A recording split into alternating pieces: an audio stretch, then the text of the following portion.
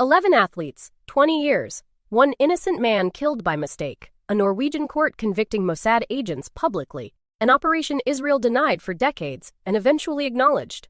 Operation Wrath of God is the most documented targeted killing program conducted by a democratic government. And the central question it raises, does killing the planners of a massacre prevent the next massacre, is not resolved by calling the operation a success. This episode examines the evidence. On September 5, 1972, 8 Black September operatives entered the Israeli team quarters at the Munich Olympic Village. 2 Israeli athletes were killed in the initial seizure. 9 more were taken hostage. The German government's negotiation failed. A rescue operation at Efetzer-Stenfeldbruck Airport, planned and executed with multiple critical errors, ended with all 9 remaining hostages killed, 5 of the 8 attackers dead, and a German police officer killed.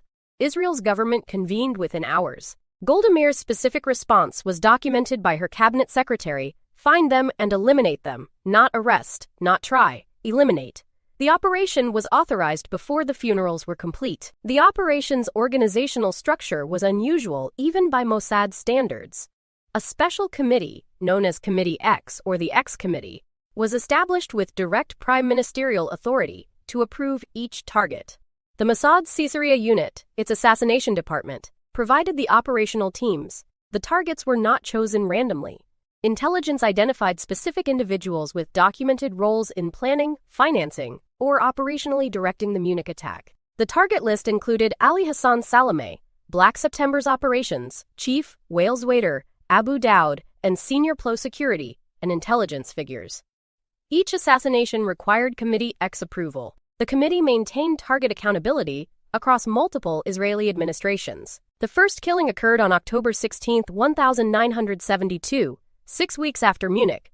Wales waiter, a PLO representative in Rome, was shot 11 times in his apartment building elevator. He was identified as a Black September operative. His family and some researchers have disputed this identification.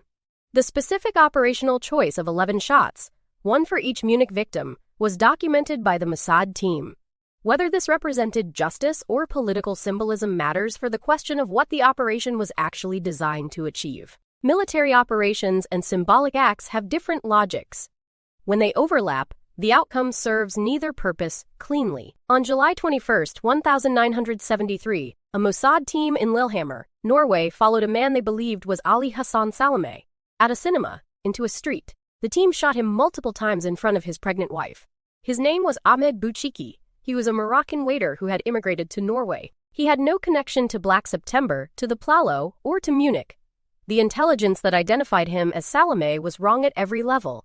The Mossad team had killed a civilian, watched by witnesses in a Norwegian street, with no extraction plan that worked. Norwegian police arrested 5 Mossad agents within hours.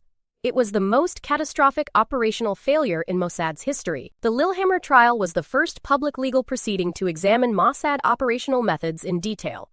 6 Mossad agents were tried in Norwegian courts. 5 were convicted of complicity and murder, sentences ranging from 1 to 5.5 years. Norway expelled Israeli diplomats. Israel officially denied state involvement while privately managing the diplomatic consequences. The agents served partial sentences and returned to Israel. Abraham Gemmer and Sylvia Raphael, 2 of the convicted agents, married each other after their release. The Lillehammer affair forced a fundamental operational review of the entire Wrath of God program. The target was found and killed elsewhere, years later. Ali Hassan Salameh was the primary target of Operation Wrath of God, and the man who evaded Mossad for 7 years after Lillehammer. He was the head of Black September's operations, the man most directly responsible for Munich's planning and execution. He was also simultaneously a CIA asset, maintained as a contact by the CIA's Beirut station chief, Robert Ames, who considered Salameh a valuable back-channel to the PLO.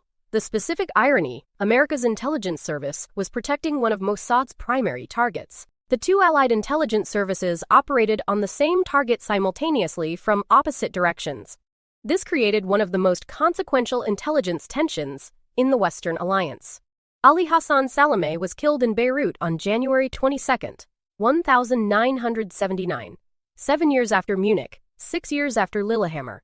A Mossad-placed car bomb exploded as his motorcade passed through the Verdun district of West Beirut. Salameh died along with 4 bodyguards and 3 civilians. Robert Ames called Salameh's death a significant loss to American intelligence. CIA Director Stansfield Turner formally protested to Israeli intelligence. The Mossad team was already gone from Beirut. The primary Munich target was dead. The operation continued against remaining targets for 13 more years. The central strategic question about Operation Wrath of God, one that Israeli strategic analysts, academic researchers, and intelligence practitioners have debated for decades, is whether the assassinations reduced future Palestinian terrorist attacks against Israeli targets, or whether they had no measurable deterrent effect. The documented record is challenging for the deterrence argument. In 1972, Israel suffered the Munich attack. In 1973, despite ongoing assassinations, a Mossad team killed an innocent man in Norway. In 1974, Palestinian groups attacked Israeli targets, including the Ma'alat massacre, killing 25 civilians. In 1976, the Entebbe hostage crisis. The assassinations continued. So did the attacks. The deterrence evidence is, at minimum, not straightforward. The alternative argument, that targeted killing serves justice rather than deterrence and should be evaluated on that basis, is more defensible, but raises its own problems. A justice argument for assassination requires that the targets be correctly identified, that their guilt be established with sufficient certainty to justify execution without trial, and that the process of identification be reliable enough that innocent people are not killed. The Lillehammer killing of Ahmed Bouchiki failed all three conditions simultaneously. He was incorrectly identified, no guilt had been established, and he was killed. The justice argument for targeted killing requires a higher standard of identification certainty than Operation Wrath of God consistently achieved. The 11 Israeli athletes and coaches killed at Munich had names. Moshe Weinberg, the wrestling coach who fought the attackers and was killed in the initial seizure. Yosef Romano, the weightlifter who attacked an armed guard with a fruit knife and was killed. David Berger, who had dual American-Israeli citizenship. Andrei Spitzer, the fencing coach who was seen through a window looking out at the Olympic Village, the last image his wife had of him alive. These men were not symbols of a geopolitical conflict. They were athletes at an Olympic Games. The operation that followed was conducted in their names. Whether they would have chosen that response is a question their families have answered differently. The Mossad agents who carried out the Wrath of God killings have rarely spoken publicly. Those who have described their experience consistently note the specific psychological weight of planned deliberate killing, even of people they believed were guilty. Mike Harari, one of the operation's senior operational figures, described in a rare interview the specific discipline required to locate a target, confirm identification, conduct the operation, and leave, without the adrenaline of battlefield combat to override deliberation. Every Wrath of God killing was a decision made before the trigger was pulled, not in the heat of engagement. The specific psychological character of targeted assassination, its deliberateness, is what distinguishes it from warfare and what makes its moral weight distinctive. Operation Wrath of God's legacy is most clearly visible not in its own outcomes, but in the precedents it established for every subsequent targeted killing program conducted by Western democracies.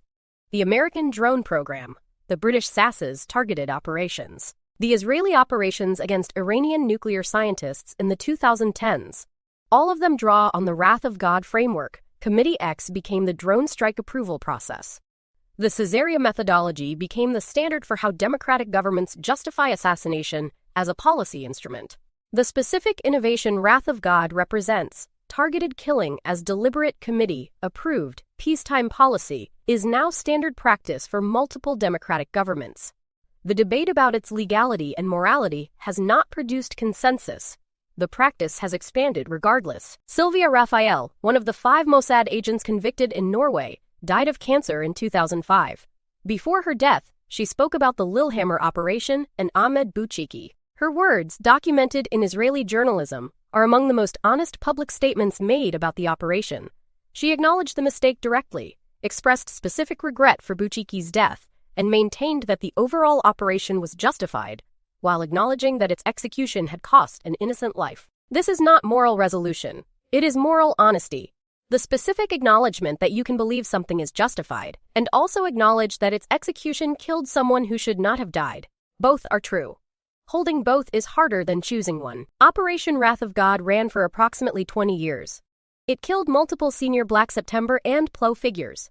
It killed one innocent man in Norway.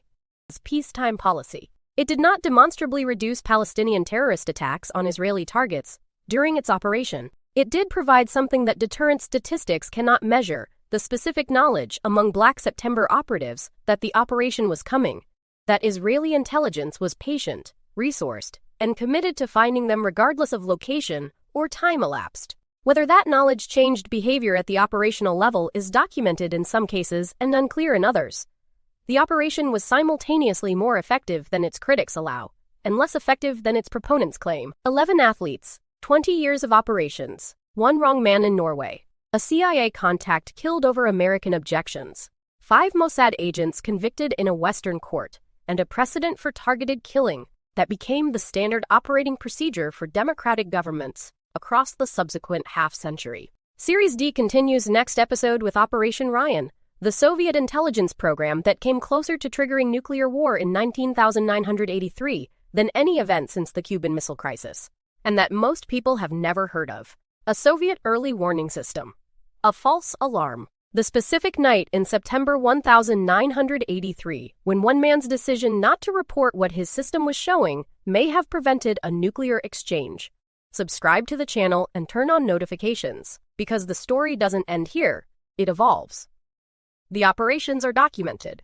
The consequences are still running. The questions they raise are still being asked by people who do this work today.